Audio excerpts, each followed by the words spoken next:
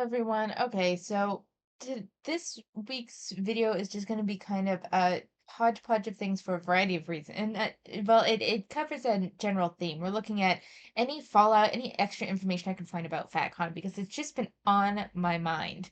And I think I have a couple of links among the like several windows because we're going to be going through a lot, but fairly quickly about like Fatlesk Fest Northwest. I want to know more about that too. So we're just kind of taking a look around. This is the FatCon YouTube page, but it's just the shorts, and there's like a giveaway, and none of these are particularly interesting, but I felt like this was probably the best page to start on. We also have something really interesting from their Instagram, but I'm actually going to be saving that for near the end because that is actually something that has plenty to comment on. And we're just gonna be kind of just brushing through some general things. And there's a reason why I'm also doing it this way, which I will explain at the end of the video rather than covering the job scientist or something this week. So, without further ado, I'm gonna start just clicking through links and I'll show you what I find, and it's just going to be kind of an amalgamation of like 100 different things. So let's get into it. There is nothing to really see here on the YouTube page, so we're just going to move on. So FatCon had a link tree, and some of it, the what we're about to look at is the FatCon information guide. Since I didn't know about that before, we're not interested in volunteering. We already took a look at the FatCon website. And then this is about booking a few things and then the FatCon team, which we already saw. So this is the FatCon information guide. It's 12 pages. We're not necessarily going to be looking at a whole lot of it because a lot of it covers information that was also on the website. But I figured we would kind of take a look through it. I'm sorry if this is like old news for you guys or if it's something that you're not terribly interested in. FatCon really kind of caught my attention this year. Like it's interesting. Why FatCon? FatCon is more than an event, it's a vibrant celebration where fat joy knows no bounds. Get ready to meet like minded individuals celebrating fat liberation, body acceptance, and the power of being in the fat community. With inspiring speakers, an electrifying fat fashion show, and our Fat Babe marketplace, FatCon is an invitation to embrace and revel in the extraordinary. Don't miss your chance to be part of the ultimate celebration of fat liberation. Choose Fat Joy, choose Fat Community, choose FatCon, and make memories that resonate with the heartbeat of fat empowerment. Did you know FatCon has a sensational sibling event called Fatlesk Fest Northwest? From January 4th through the 6th, immerse yourself in the spotlight at the Triple Door, just a few short blocks from the con. So Fatlesk Fest Northwest also happened at the same time as FatCon. I did not realize that before. There you'll find the world's largest all-fat burlesque festival, featuring 40 performers and MCs who are all trailblazers for fat bodies on stage. I'm not terribly interesting. I thought it was going to be something that would take place later. It would be worth like looking more into that. But if anyone's going to post any content, it's probably going to be more on FatCon than Fatlesk Fest Northwest. Stay up to date. Stay in the loop of all things FatCon before, during, and after the event. Join the FatCon on Discord for exclusive announcements and updates, plus opportunities to get to know your fellow fatties. Don't miss the big fat fun. Scan the QR code now for sign up. We already went over the keynote speakers and the invited guests, so those I am not particularly concerned about. Learn from the legends. Embracing one's fatness is a transformative journey, and at FatCon we believe that learning from experienced fat activists can be a powerful catalyst for this self-discovery. These activists not only share insightful perspectives on body positivity, but also offer invaluable tools for navigating a society that often perpetuates harmful stereotypes. Through their lived experiences, we'll glean wisdom on building resilience while challenging societal norms and fostering self love. Gain the knowledge and inspiration you need to not only embrace your own body, but also become advocates for those around you. The collective wisdom shared at FatCon is a beacon guiding individuals toward empowerment, self-acceptance, and the celebration of beauty inherent in every body. God, they're really laying it on thick, aren't they? We already know some of the programming. Did you know Fatcon is committed to inclusivity and showcasing diverse perspectives and experiences? We believe in creating a space where everyone feels seen and heard. What sets us apart is our passionate team members, our organizing team are proudly super fat, queer, disabled, trans, people of color, and more. I fucking I understand identity labels are a big thing now. I get so tired of the laundry list of identities. I'm sorry, call me an intolerant bigot, call me whatever you want. I get so tired of people leading with identity labels. Like I understand how being queer, being trans, or being a person of color can uh, influence the way your experience of the world is. Like I understand that it's the leading with it with this laundry. It just reminds me of Fat Sapphic Bro with one of those like introductory TikTok things that they did. And it was just this humongous list of identities. I don't know why it bugs me as much as it does, but it's just it feels like I don't know, like I'm getting a playing card. Like have you guys ever had like I don't know if I want to call it a trading card or a card game sort of card where it's like, here are all of the effects, and based on like the classes, it will have this effect in the game, or it's like just one of those information cards where it's like, oh, here's a little blurb about the person. It feels like I'm getting that in a list, and I don't like it because it feels for me leading with a list of identity labels kind of creates this sense of superficial qualities of like a person, and that sounds worse than I'm meaning it, I think, but it's this it's almost like that's their entire personality when they lead with the labels. I would much rather get to know what your hobbies are, what your interests are, to a lesser extent what your political stances are. Like that for me would inform me more of who you are as a person than leading with the list of identity labels. We believe in representation from every corner of the spectrum, ensuring that the voices shaping our event reflect the diversity of our community.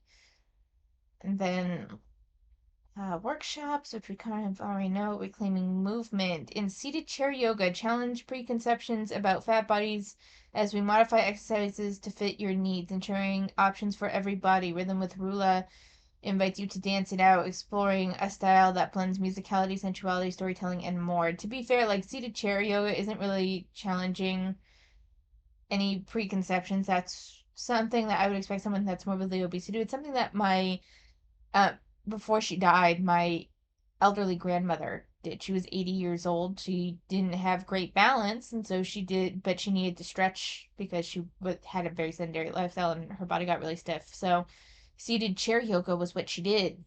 It's not that groundbreaking to me, but okay. Celebrating the fat form for art enthusiasts, drawing fat bodies provides fabulous opportunities led by artists exclusively focused on drawing fat bodies. I actually don't have a problem learning to draw different body types is a skill in its own right. Like I don't necessarily have a problem with learning how to draw different body types. It's the same way when you're like if all you've done is draw like standard form white characters, learning how to especially like color skin tone for characters of color can be difficult and has its own learning curve.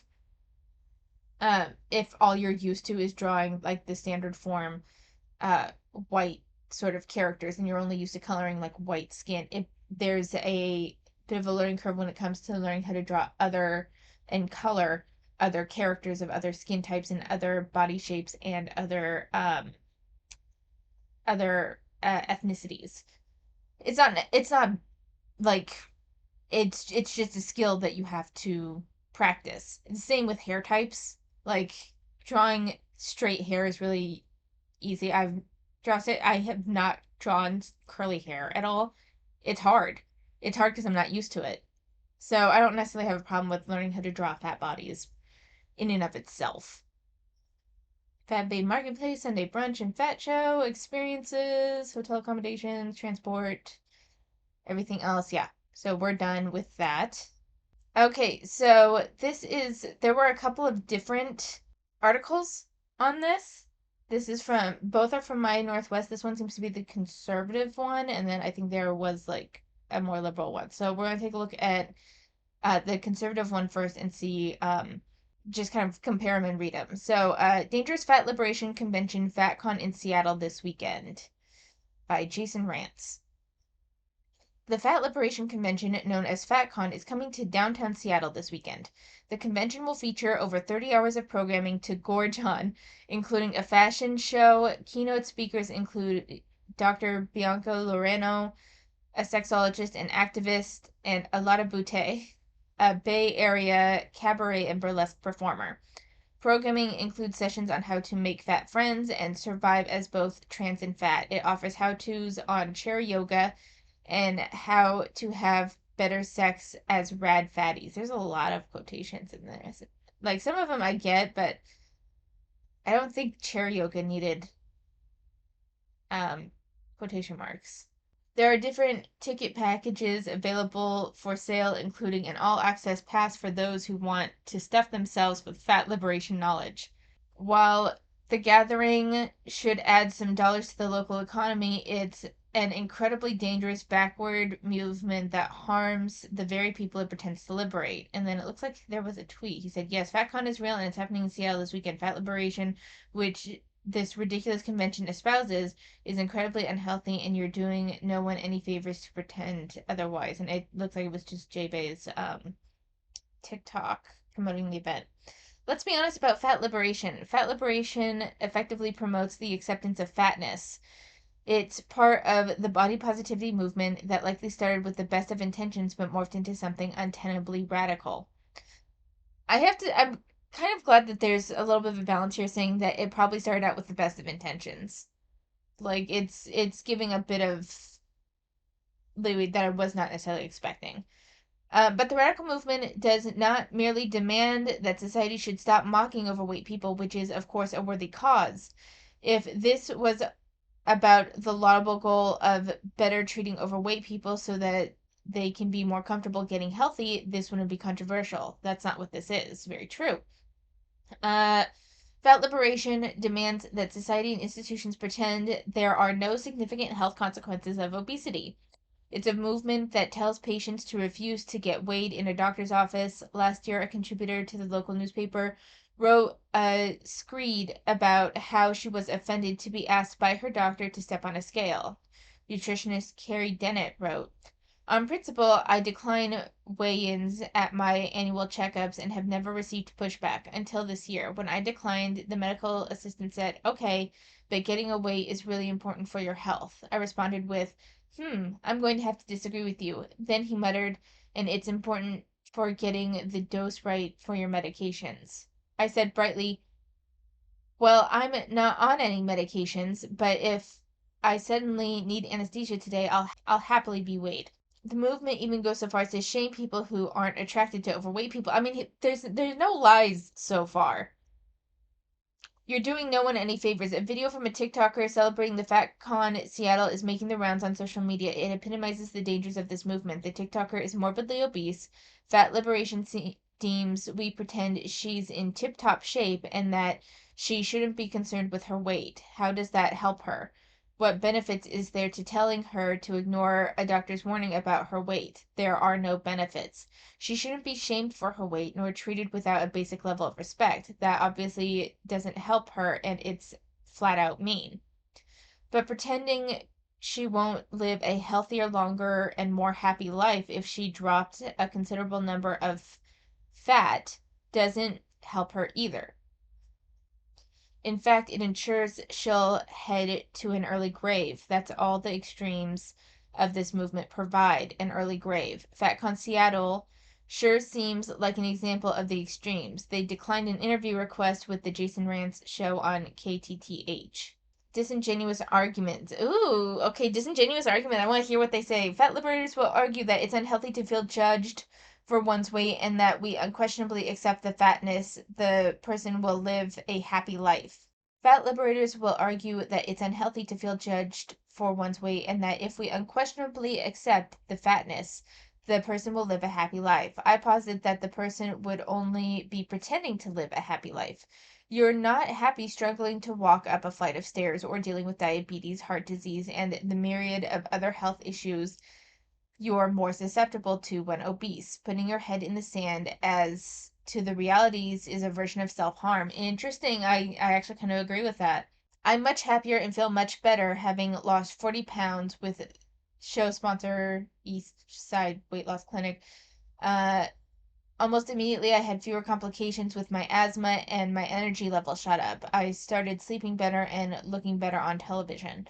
I will say, even losing, like, I think I've lost 10 or 15 pounds to this point, and I do sleep better. My energy is significantly better. I mean, they're not wrong with this one. Redefining beauty standards. We're not talking about redefining beauty standards away from what is very difficult to achieve and almost as unhealthy as being morbidly obese. Dishonest activists say this is about allowing people to simply feel comfortable in their normal bodies rather than fetishize wafer thin models. But the bodies this movement is trying to normalize aren't normal. With incredibly rare exceptions, one doesn't become 360 pounds because of illness other than mental health. That is a weight that is earned. And spare me the transparently bad faith arguments about how top athletes, because of BMI calculations, are considered obese, which shows how we need to rethink things. No one is talking about professional athletes who are weighed down by muscle. We're talking about 5 foot 4 inch person who weighs 9 times their healthy weight because of lifestyle. It's not healthy, no matter how much activists wish it so. I'm a big believer that bullying and teasing are generally speaking counterproductive and mean spirited. That should obviously end, but I'm also a big believer in mountains of data showing obesity is unhealthy. I'd rather people live longer even if they feel unjustly judged by a doctor or a family member who wants them to lose weight to survive. I gotta be honest, I didn't have an issue with this article. The next one, oh no, this is still.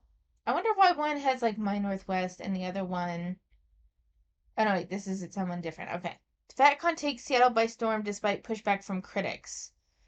So this is from My Northwest. I don't believe it's the conservative one. So FatCon, coined as the biggest fat celebration of the year, is underway in downtown Seattle, lasting through the weekend. The Hyatt at Olive 8 is hosting the event. The convention features performances along with workshops and forums on art, health, public policy, and community. One of the organizers of the event, Mix Pucks Aplenty, told Cairo News Radio the event is about fat liberation. By calling it FatCon, we're taking this thing out of the word, Mix Pucks Aplenty said. That's just a descriptor, and I think that fat has been thrown at people of size as a way to tear us down, as a way to invalidate our humanity.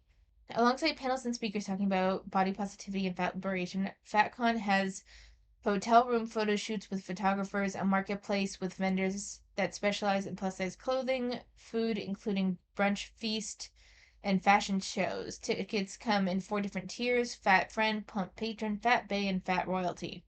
FatCon organizers state their mission is to improve the lives of overweight humans socially, creatively, and politically, but critics against them claim it promotes poor health. While the gathering should add some dollars to the local economy, it is incredibly dangerous backward movement that harms the very people it pretends to liberate, Jason Rance wrote, which we just read in that other article. In response to the event coming to Seattle, Fat Liberation demands that society institutions pretend there are no significant health consequences of obesity. It's a movement that tells patients to refuse to get weighed at the doctor's office. I think it's an unhealthy lifestyle to get on the internet and dehumanize people because you aren't attracted to those people, Mixed Plex Aplenty said in response to the pushback. I know that there are a lot of folks talking about what if there was a thin con? That would be fat phobic. Fat folks aren't going out and picketing those events. We don't care. Do your health and wellness. Except you guys would pick it. Like, don't tell me you guys wouldn't pick it. Don't tell me there wouldn't be massive amounts of like TikTok shit against it, you know? Like it would absolutely happen. All right, and so here There are a couple of TikToks about FatCon specifically that came up, and then there's, I don't know if it's a tag or what is it, but we'll take a look at, no, it is a FatCon tag. So we'll also take a look at the FatCon tag. But these ones seem to be specifically about FatCon Seattle. All right, that one was just her in different outfits. So the description one of this says, FatCon fashion show in the books. I walked in my first show today rocking some amazing clothing and jewelry from Seattle and LA. Felt like a goddess. So let's see.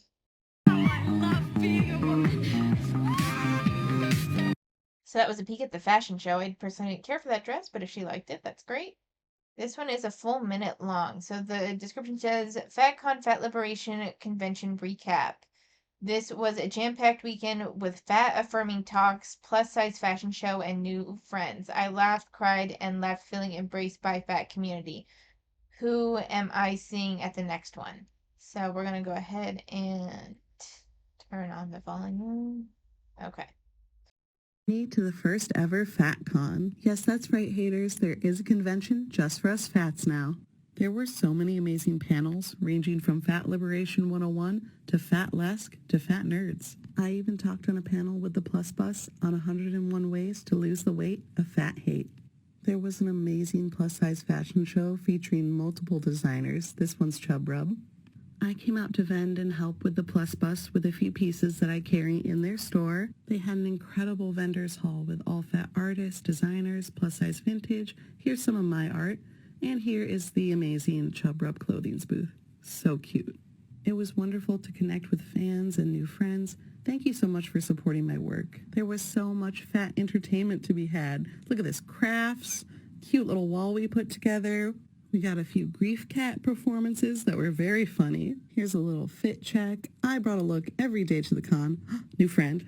We had fat pool parties. Here's a little look I will be releasing for Valentine's Day. We did get up to shenanigans. I cannot wait for next year's FatCon. All right, so she enjoyed it. I gotta be honest, the peak that we had, the Fat Fashion Show. Actually, I want to see, can I go back to that? Granted, it's not the greatest clip or anything, but am I the only one that thinks that none of that looks good?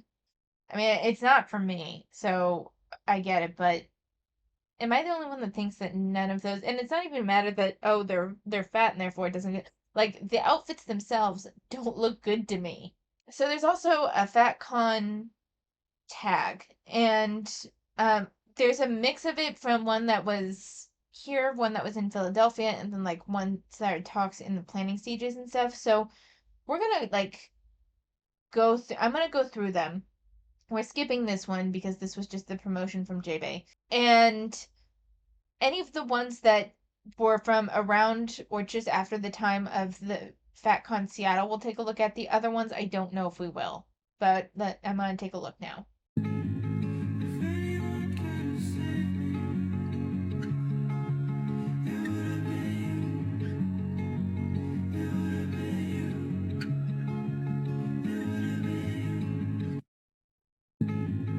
Okay, so the captions, one, it's responding to a comment that says, "Oh my God, FatCon is a place I would love to visit. This is great."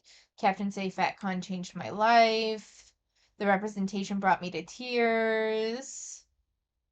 I shared my art with people who understand and love it. I traded with other creatives and made strong friendships. Fat Lusk was heaven, and the openness, freedom, and celebration of fat bodies was above anything I've ever experienced. The worst part about FatCon was that it's over." Like, I just don't like. I guess if it's for you, if you liked it, whatever. But I don't really understand the appeal of it. But then again, I'm not one that embraces fatness, so.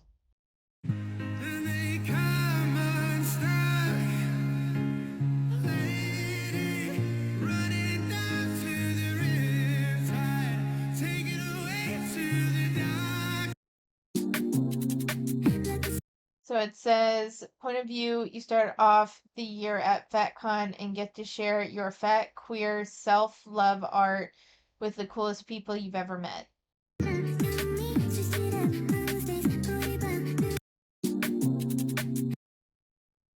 All right.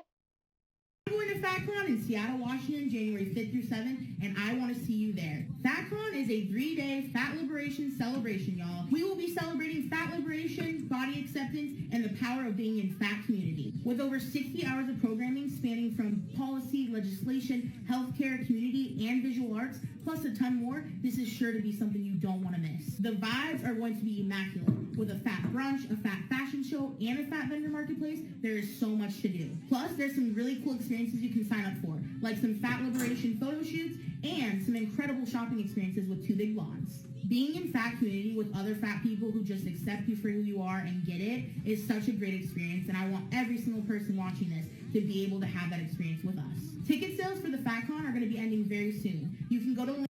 All right. I'm probably cutting out a good portion of this particular video because it's just him eating steak. Something that's interesting though is there's a hashtag for obesity epidemic, so we might take a look at that in the future because now I'm curious. Not a big fan of carnivore TikTok, but I don't know, this to a certain extent almost feels like it's looking at two extremes. Maybe not, because I don't really know his whole shtick. It could just be carnivore TikTok because he chose to only eat steak for this video. I don't know, but it's interesting. Because yes, all these pieces are separate, y'all. They're so good. So you can mix and match. Yes. Listen.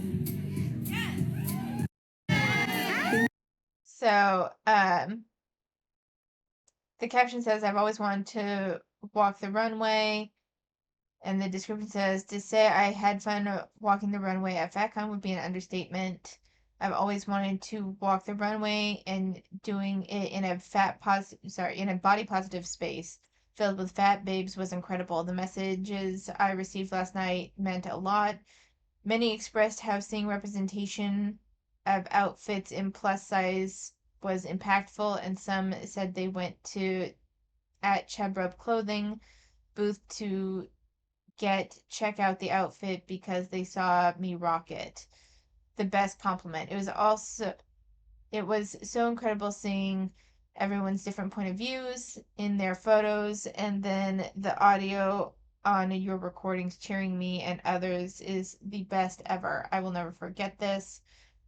I felt in my element backstage surrounded by fabulous fat individuals. We supported each other, helped when needed, and cheered each other on. I'm sorry.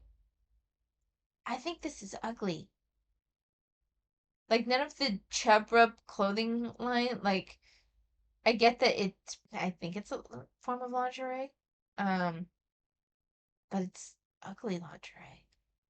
It's like, I don't know. Maybe it is just because they're fat and I'm just a hater. But, I don't think that looks good. Mirror all star, pretty girls walk like this, this, this, this, this. Pretty girls walk like this, this, this, this. All star, pretty girls walk like big boss big. Pull up in the back. Because yes, all these pieces are separate, y'all. Sitting on my They're so good. You can mix and match. Yes. If I say I want it, then you know he gon' buy You it. and your full-time girl. Mirror all star. Okay, so from this angle, it doesn't look as bad as it did from the other one. That being said, this like top part here with the hood needed to be bigger, clearly. This would have done so much better. I mean, I understand that you want it to be form-fitting, especially since I'm pretty sure this is some sort of lingerie. But the hood needed to be bigger to come up, and I think it would have been better to have the sleeves come down just a little bit far, or like the back part to come down just a little bit far to maybe meet the bra strap. Because otherwise, this is gonna sound so mean, and I don't mean it to be mean, but it's literally what came to mind when the fitting of this top part, like the step part with the hood. I don't know if you want to call this a bolero or whatever. I don't know clothing terms. Um, but it gives fat guy in a little coat vibes. Like, did anyone watch Tommy Boy? That's what I'm getting from this. Just from it's distracting. This, especially since she keeps trying to tug the hood up, make the hood better. They specialize in plus size clothing. Why is this not fitting better? Celebrate your most confident self. Embrace the wonder of the water. What is your strong suit? Can somebody take this for me? It's time for you. I mean, that was kind of a cute outfit, but mostly what we're getting. Did she just not know how to spell Seattle? Or is that their reason for that? But not a bad outfit, kind of cute, but mostly what we're getting is videos from like the fashion shoot, and we're getting like a lot of outfit stuff. Why do we not get any real clips from any of their workshops, like talking about dealing with fat hate and all of that shit? Like, and there was I think one on medical fat phobia. There was one on being trans and fat. Why are we not seeing any clips from, like, you would think that there were certain lines that really resonated with people that they wanted to put as a sound clip, but no. Instead, all we get is the fat fashion show. Why is that? There were 500 people here. Did no one attend those workshops and stuff and like not record? It's just odd to me. It's odd to me because even when I was going to like gaming conventions, if there was something that someone said that was really interesting, like there was this whole it was like an Antiques Roadshow but for video games where you brought in uh your own, you like a piece of your collection. And I got to see a lot of really cool stuff. Someone actually had the original US version of Final Fantasy 3 for the Super Nintendo, and it was signed by, I think it was the composer. I think it was signed by Nobuo Uematsu. Wasn't he the composer for Final Fantasy? It would have been 6 in Japan.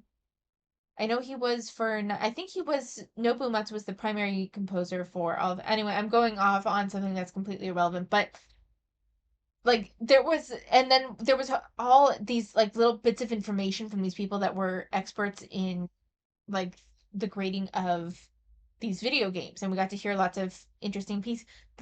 Like half of the show was put up on YouTube the next day because it was so interesting. Why do we not get any of the rhetoric workshops? Why do we get all of the like, look at where we can be sexy, look at, like, it's all the visual shit. We don't get any of their rhetoric, which just, it says something and I don't know what it says yet. Like it, but that seems either pointed as in they're secretive or that they're very just shallow. The whole movement is just shallow. I don't know. I don't know how to categorize that yet, but I find it interesting that we pretty much only see the fashion show. Sometimes the sun shines brighter if you just take a moment. Might feel a little lighter if you just step outside. Okay, cute dress, but the like holes that are put in it, that are clearly put there on purpose, they don't look strategic. They look like where they're placed is really not flattering, and I don't mean like in a silhouette way. I mean it makes it look like she broke the dress, like she ripped the dress when she got into it. It's not, they're not well placed. They're not well placed cutouts. Maybe just call your mother and tell her that you Seattle's about to look like Disneyland, and I don't mean that in a good way. I'm Mickey Bew, and this is the Mickey Bew Report. Downtown Seattle is about to be infested by mobility scooter hell because of this. I'm going to Fatcon in Seattle, Washington, January 5th through 7th, and I want to see you there. Fatcon is a 3-day fat liberation celebration, y'all. We will be celebrating fat liberation, body acceptance, and the power of being in fat community. With over 60 hours of programming spanning from policy, legislation, healthcare, community, and visual arts, plus a ton more, this is sure to be something you don't want to miss. The vibes are going to be immaculate. With a fat brunch, a fat fashion show, and a fat vendor marketplace, there is so much to do. Plus, there's some really cool experiences you can sign up for, like some fat liberation photo shoots and some incredible shopping experiences with 2 big lawns. Being in fat community with other fat people who just accept you for who you are and get it is such a great experience, and I want every single person watching this to be able to have that experience with us. Ticket sales for the Fatcon are going to be ending very soon. You can go to the link in my bio and use code JBAE to save 25% on your tickets. I hope to see each and every one of you at the Fatcon in Seattle, Washington, January 5th through. This is becoming a very popular trend disguised as fat positivity. And look, I'm not here to make fun of fat people, but it's leading to this disgusting trend of videos like this. Of course we're wearing bike shorts underneath skirts and dresses. No chub up here. We're fat. Of course the only medical advice we've ever received is to lose weight, no matter the ailment. We're fat. Of course we grew up wearing a t-shirt over our bathing suits. We're fat. Of course we're going to pull our shirts down over our knees to stretch them out a little bit. That's normal. We're fat. Of course men are rude to us in public, but slide into those DMs. We're fat. Of course I've done the Weight Watchers diet. Slim Fast, Jenny Craig, Nutrisystem, South Beach, Kellogg's Red Berries, Atkins Diet, Full 30. We're fat. Of course we endured a childhood of internalized fat phobia, only to find fat scholarship later in life and discover that anti-fatness is rooted in misogyny, racism, colonialism, and has evolved to be a major tool of patriarchal capitalism. And we've discovered that the way to truly make everyone better and happier is to love ourselves in a way that is rebellious and authentic. Anti-fat rhetoric or fat phobia doesn't come from any of these things. It's just part of this disgusting trend where whenever there's illegal activity or any kind of bad behavior is called out, where liberals start. So I I actually kind of want to take a full watch of this, but at this point, like, I don't have much to comment on, so I don't want to just completely steal this. His name is Mickey Bug, Bugh. If you want to check out this, it was just from January 5th. I don't want to just steal this guy's content when I have nothing to really add to it. Actually, that sounds like I'm willing to steal it. You guys know what I mean. I'm going to Fatcon in Seattle, Washington, January 5th through 7th. Fatcon is a 3-day fat liberation celebration, y'all. We will be celebrating fat liberation, body acceptance, and the power of being in fat community. What is fat liberation? Oh man, it's always fun to see people that have not been entrenched in this rhetoric or like been down the rabbit hole like we have, because it's always fun to watch like the horror slowly dawn on their faces. But yeah, fat liberation, sweetheart, it's gaining traction as much as I don't like. It's weird because it seems like it starts to die a little bit, but then it resurges with a vengeance. With over 60 hours of programming spanning from policy, legislation, healthcare, community, and visual arts, the vibes are going to be immaculate. With a fat brunch, a fat fashion show, and a fat vendor marketplace, there is so much to do. Plus, there's some really cool experiences you can sign up for, like some fat liberation photos. All right, it seems like they're just gonna be reacting to it, but yeah, welcome to the fat acceptance movement. Welcome to. This is actually pretty mild. I'd be very curious to hear some of their takes from like see the reactions to takes from people like Hannah Talks Bodies, Fat Sapphic Bro, Shit Marissa Says, and Fat Dr. UK. I have done all of the things, read all of the things. I have advocated for fat liberation. I have fought with trolls. I have done all of these things. Like, all of these things are like little puzzle pieces to fat liberation. Yeah. And it was this powerful feeling of everything, all of those little puzzle pieces clicking into place to create the whole picture that I didn't even know I didn't see. Like, look, my hands are trembling. Yeah. It was such a powerful experience. Not having community is so detrimental to our mental health, which, as you and I know, means it's also detrimental to our physical health. Right. I really wish it was more specific on like what you learned from the workshops and stuff, because I want to know what happened in those like programming in the workshops, because most of what we've seen doesn't really look like much of anything else is worth looking at. But like most of what we've seen is stuff from the fashion show. I really want to know from like the programming. Did no one actually attend those? Was everyone just in it for like the aesthetics and wanting to look like I bet a bunch of people attended the like sexy ones. So FatCon conference. Oh, this was video from FatCon, a conference promoting fat celebration was like in Seattle. So it's 5 minutes. Let's go ahead and look. It was an event to promote body positivity at any size, nicknamed Fatcon. Actually, that's the official name, right? That's the name. Fatcon. And held on Friday, and County News's Mickey Gomez talked to one of the participants. So was this a big hit? Well, it was a big hit. The Seattle FatCon sold out. It was a weekend event, and So it oh, my dog just broke into my room. the event manager, Mix Puck. So it was actually sold out then. It was actually this whole like the 500. I mean, don't get me wrong, it wasn't a huge convention to begin with, but with their prices selling out kind of surprises me. And I think is an unfortunate marker of just how strong the fat acceptance movement is getting. It's concerning to me. It's concerning that there were at a minimum 500 people willing to put out over $100, even if they just got like a 1 day pass. Over $150, if it was any day but Sunday, to go be part of a convention celebrating fatness. That's kind of concerning. Aplenty says about 300 patrons visited from all over the world. The FatCon had a panel of doctors. So wait, only about 300 attendees. I thought the max was 500 attendees. Maybe 200 was staff. That seems like a lot for it to be like a convention for 300 people with 200 staff. That doesn't make much sense. I thought there was a limit of 500, but it was only 300. That's less than I thought. That actually gives me some hope. Other providers, food vendors, performers, and more. Pucks.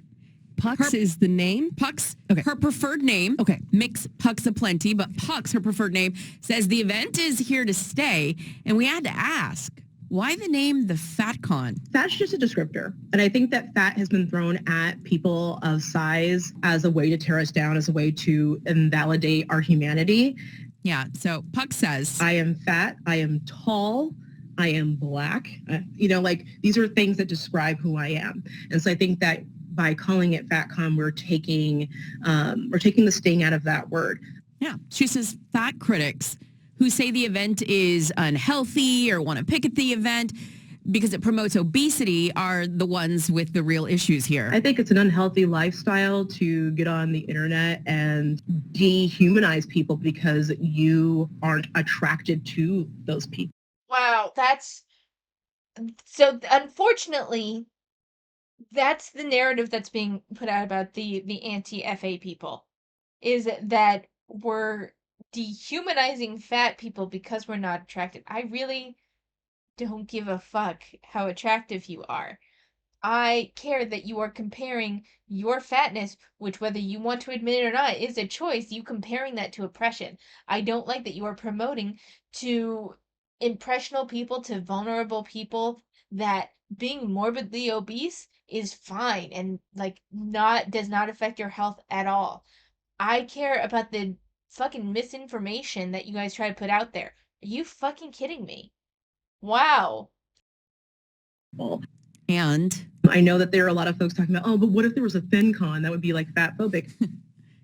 yeah, well, she says there are conventions that cater to thinner people. Fat folks aren't going out and picketing those events. We don't care. Like, do your health and wellness. And they had health and wellness doctors at the FatCon. And Normandy Park resident Emily Strovey attended the FatCon. And according to her, there were no protesters outside the event, which they were expecting protesters. I if you can't could believe imagine that. protest.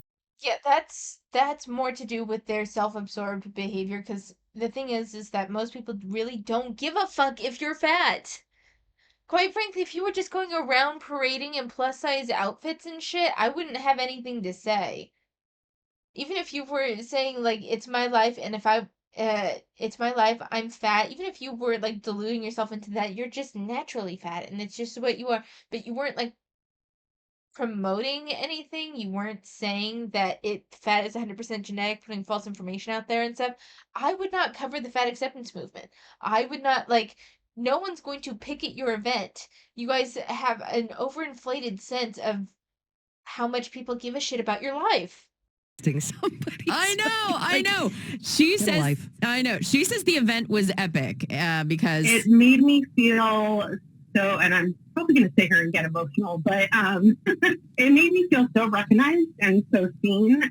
And Strovie says, I am a fat woman, but I'm an amazing fat woman. And because of the title of that con and that event, you know, I'm trying to take back that word and that what that means to me.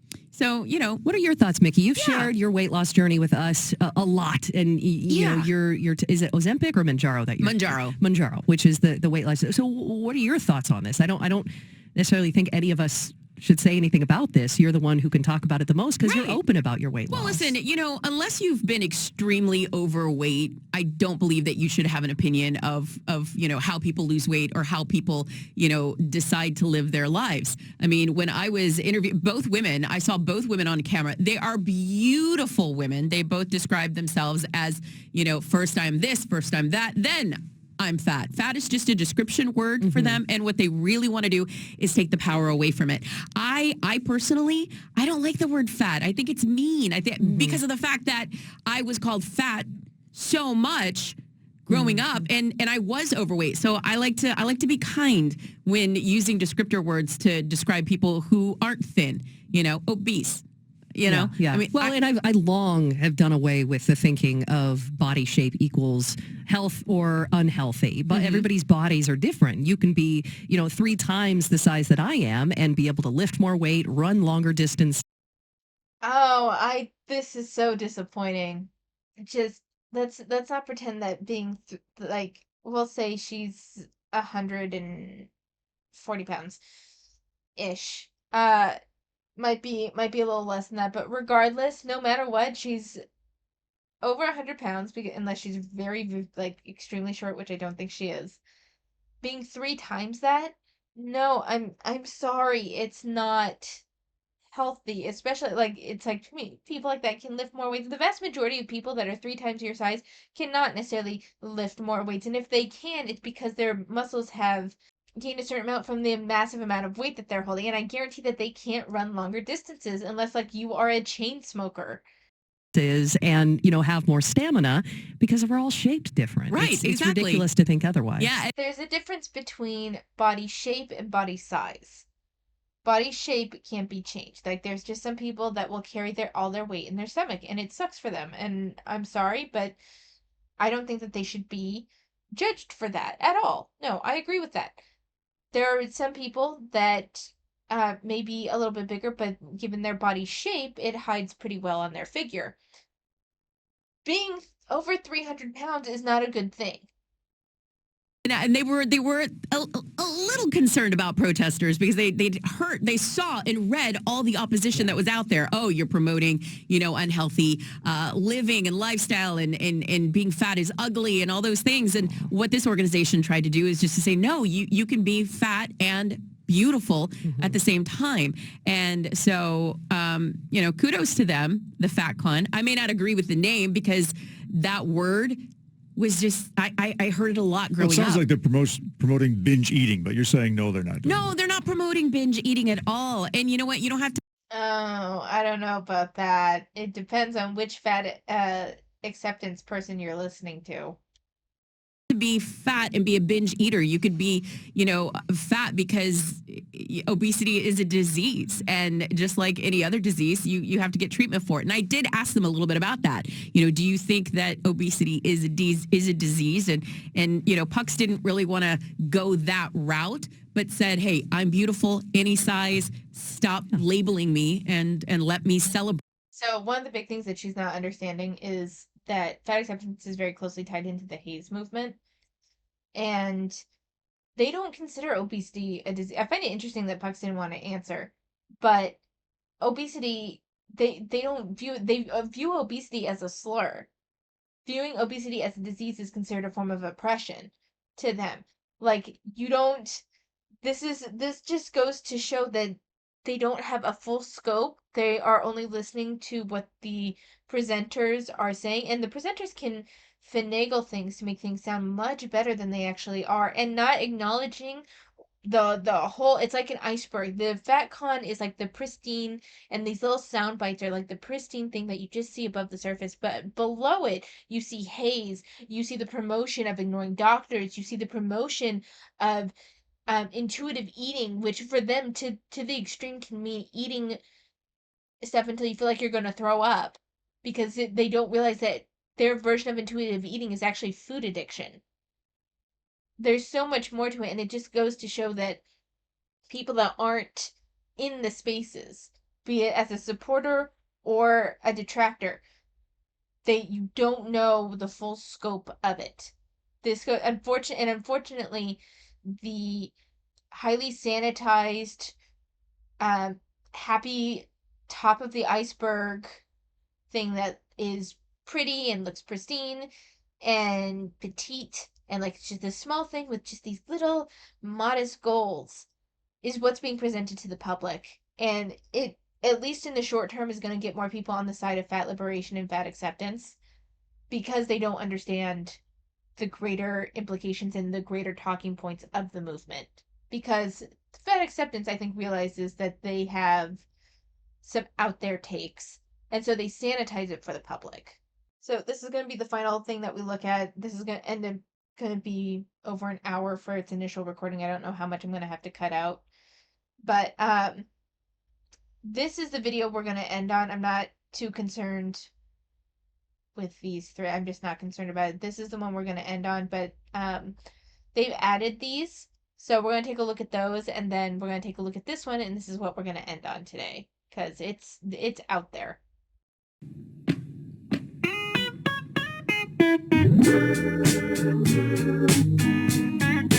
Love and happiness. I'll be honest, I don't get, again, like the big thing that we see is the fashion shit. I have not seen any coverage of any of the workshops about fighting fat hate or any of that shit. How to manage con drop. Con drop is often referred to post-conference blues. Oh, okay. I don't care.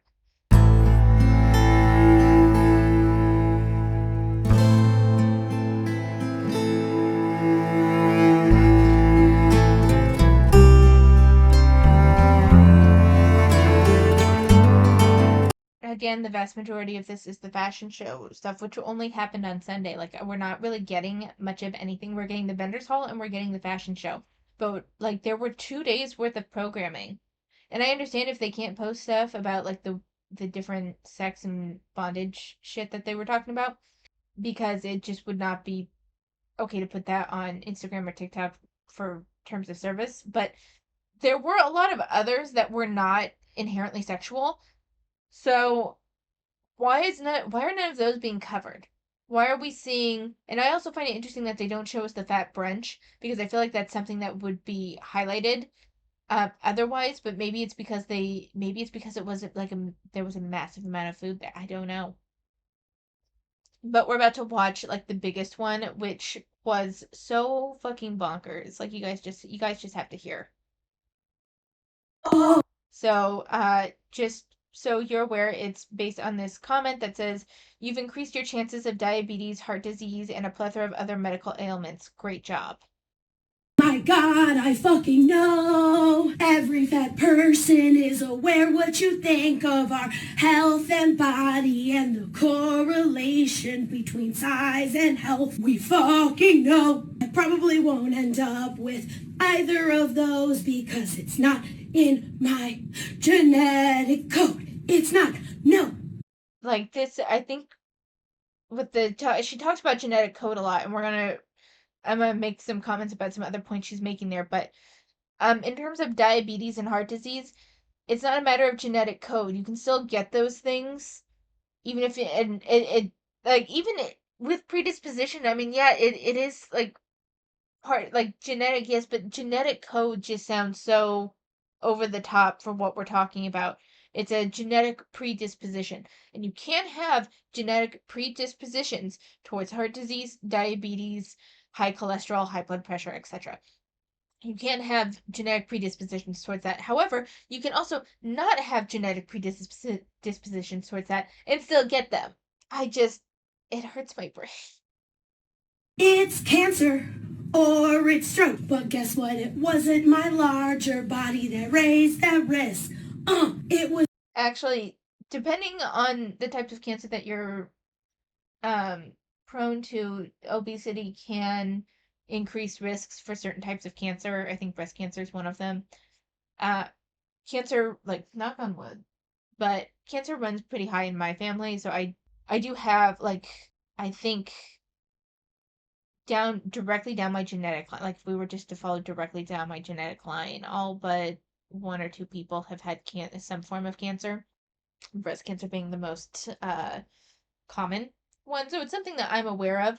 And yet there is a genetic predisposition there for me. Although genetic testing has been done and the genes that make you more prone to those certain types of cancers, as far as I know, are not prevalent in my line. It's just been, I mean, I also come from a long line of smokers, so that could possibly be it partially, at least. Uh, but to say that cancer is part of your genetic code and it wouldn't have anything to do with your body, that's just wrong.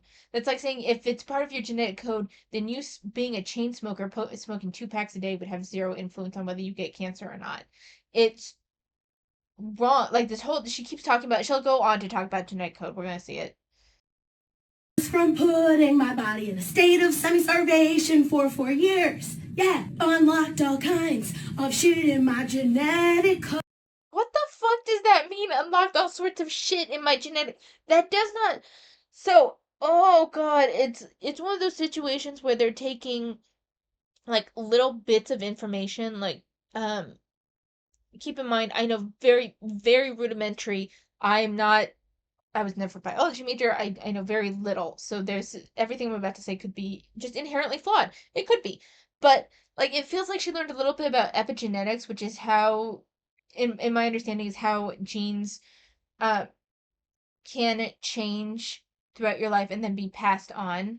It's like a not quite mutation because there is this stuff about like the gene being flipped on or off based on certain experiences or exposures, that can then that new like flipped on gene can be passed down the line. That's my understanding of epigenetics, and it's far from perfect. It's far from probably even adequate.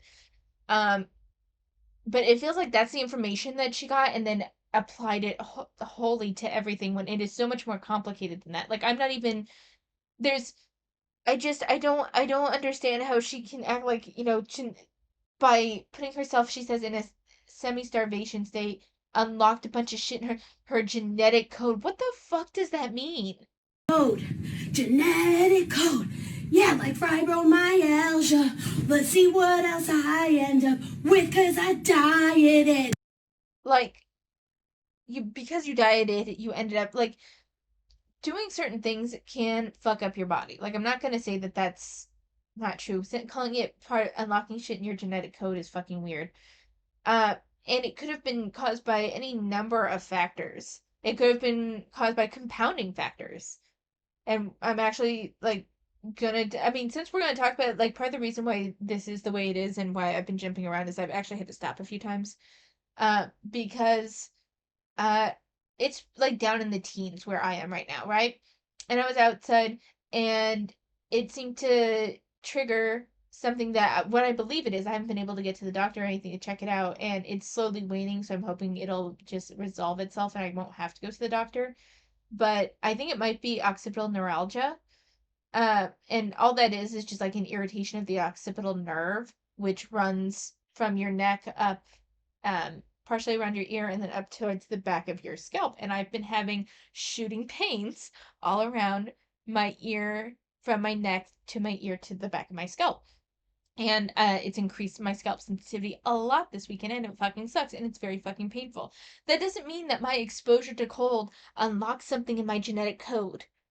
You know, it means that my body clearly had a reaction. I believe my body had a reaction to the cold, and this was the result of that. Especially since being I've warmed my room. I tend to keep my room on a little bit on the cold side, but because this pain has just been so unbearable at certain points, I've turned up the heat in my room far higher than I ever normally would.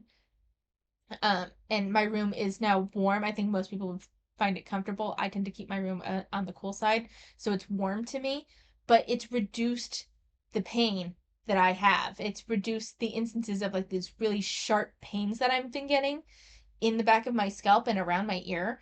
That doesn't mean like because I experienced that after being exposed to the cold, that the cold unlocks something in my genetic code where uh now I'm gonna have to deal with this all the time. Like,